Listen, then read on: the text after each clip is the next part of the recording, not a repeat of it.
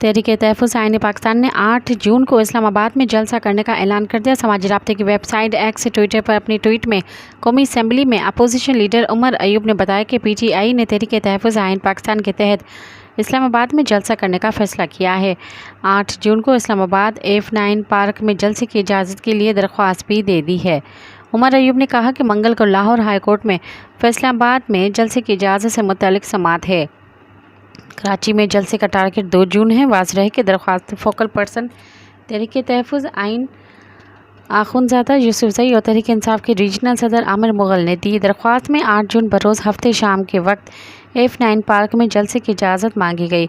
दरख्वास्त में Islamabad high court की तरफ से मार्च में जलसे की इजाज़त का हवाला भी दिया गया।